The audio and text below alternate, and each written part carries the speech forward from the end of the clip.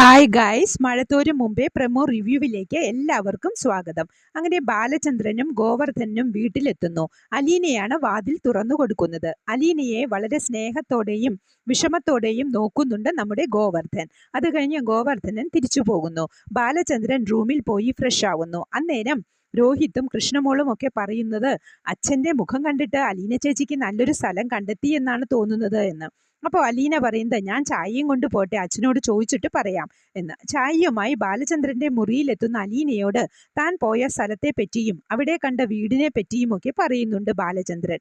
അലീനയ്ക്ക് എന്തുകൊണ്ടും സേഫായ ഒരു ഷെൽട്ടറാണ് അത് എന്നും ബാലചന്ദ്രൻ പറയുന്നു. പക്ഷെ സ്റ്റാൻലി ജോസഫ് ആണ് അച്ഛൻ എന്ന് മാത്രം പറയുന്നില്ല.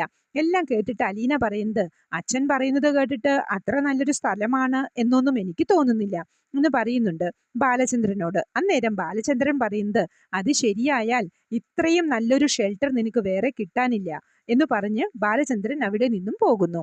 അലീന താഴെ ഇറങ്ങി വരുമ്പോൾ കൃഷ്ണമോൾ ചോദിക്കുന്നത് അച്ഛൻ ചേച്ചിക്ക് പോകാനുള്ള സ്ഥലം കണ്ടുപിടിച്ചു എന്ന് പറയുന്നത് ഉറപ്പാണോ എന്ന്. ചേച്ചി ഇവിടെ നിന്ന് പോകുന്നത് ഞങ്ങൾക്ക് സഹിക്കാൻ വയ്യ എന്ന് പറയുമ്പോൾ എനിക്ക് നിങ്ങളെക്കാളുമൊക്കെ വിഷമമുണ്ട്, അടക്കി പിടിച്ചിരിക്കുകയാ എന്ന് അലീന പറയുമ്പോൾ ഓരോരുത്തരുടെയും വിഷമത്തോടെയുള്ള മുഖം കാണിച്ചുകൊണ്ടാണ് പ്രമോ അവസാനിക്കുന്നത്.